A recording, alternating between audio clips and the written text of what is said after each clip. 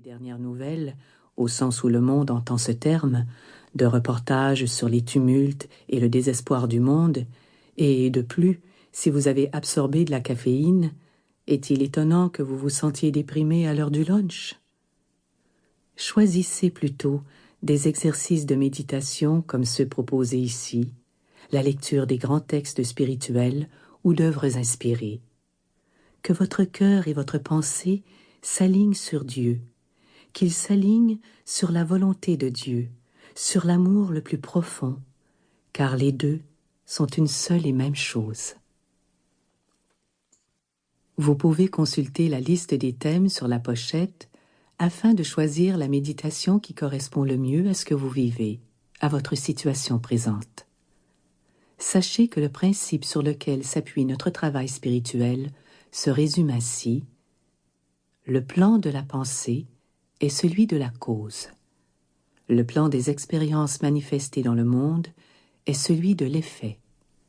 Donc, pour transformer votre vie, il vous faut changer la nature de vos pensées. L'ennui, c'est que cela s'avère souvent plus facile à dire qu'à faire. Et c'est pourquoi la spiritualité remplace la psychologie traditionnelle. Il est parfois difficile de modifier nos schèmes de pensée, car certains ont pris forme dans notre plus tendre enfance. Ils reproduisent les enseignements et le conditionnement d'un monde fondé sur la peur. C'est pourquoi nous nous tournons vers Dieu. Il régénère nos pensées et nous fait revivre. Mais pour que Dieu nous décharge d'un poids, il faut d'abord que nous remettions ce fardeau entre ses mains.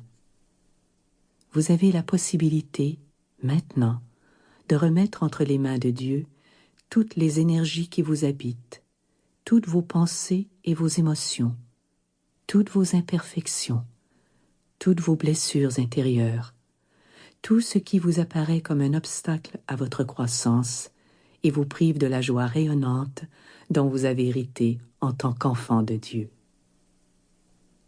Il est écrit dans le livre « Un cours en miracle » qu'il ne suffit pas d'apporter la lumière dans les ténèbres.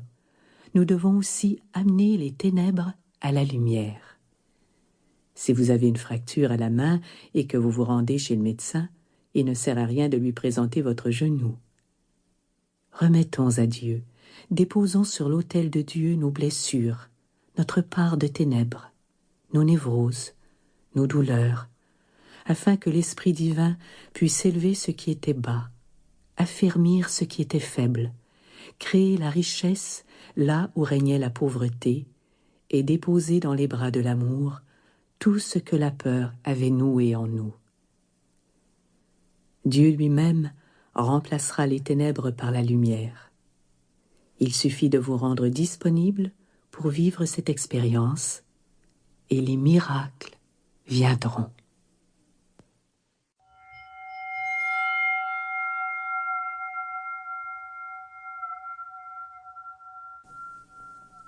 Méditation du matin.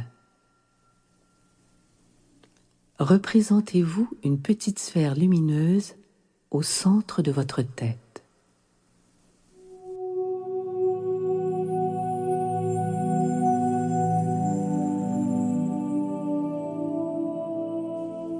Voyez-la grandir de plus en plus, jusqu'à couvrir tout le champ de votre vision intérieure.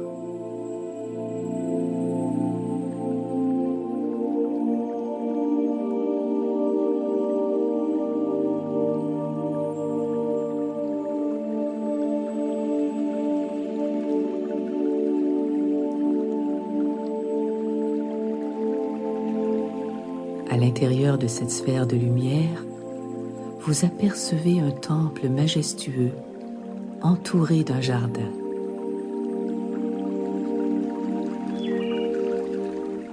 Au milieu de ce jardin coule un ruisseau.